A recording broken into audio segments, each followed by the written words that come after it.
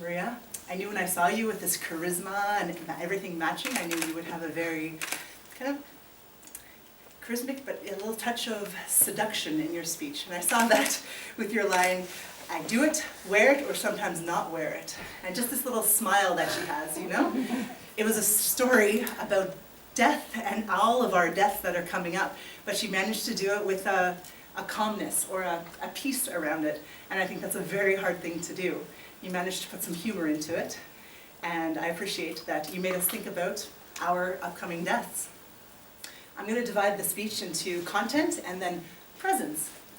So I really enjoyed the humor at the end. I thought that you have to put a little bit of humor into life, because if not, it's just like a dark day in a long, long, long life, and humor has that ability. And what I would have loved to see is using the rule of 3, because when you use the rule of 3, that's when humor comes out. So you could have, which you did at the very end, right? Normal, normal, and sometimes I don't wear it. And you got a big laugh out of that. And I thought there were other opportunities for some more humor, because I know you have it in you. Good callback. You talked about who will come to my funeral, referencing someone who spoke earlier, Zurich. And people in the audience love callbacks, because they go, oh, I was there. I'm smart. I was listening. Yeah? So you make the audience feel smart when you do callbacks. You nailed that one. The conclusion was great, because I think you included us in it. Earlier, I thought it was missing a little bit about me, my death, and my life. You asked a lot of questions like, what will I be known for? What will I? And I thought this is opportunity like, what will we? What will you? You know, the skill of asking something and then giving 3 seconds for the audience to reflect. Especially about our deaths. I wanted to be more involved as an audience member. I want to think about my death.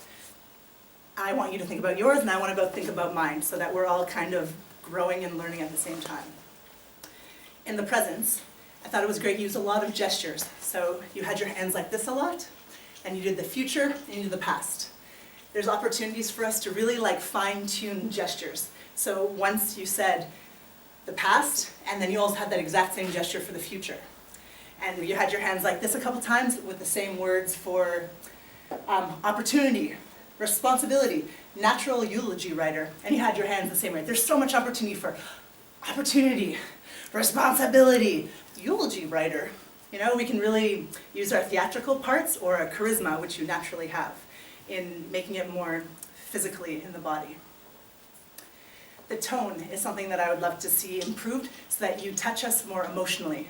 You mentioned that your father passed in the last month, and a grandparent passed earlier. And I didn't hear a tone change when you mentioned that. And so I would love to see more about you, how you felt about that. There was almost even a little like neutral smile at that point in the speech. So I would love for you to be a little bit more vulnerable about how you felt about that and how it affected your life, so that we could empathize a little bit more with you, ask more questions to us so that we can get involved, and use the humor so that it doesn't become a very dark Slovenian day at 4 o'clock.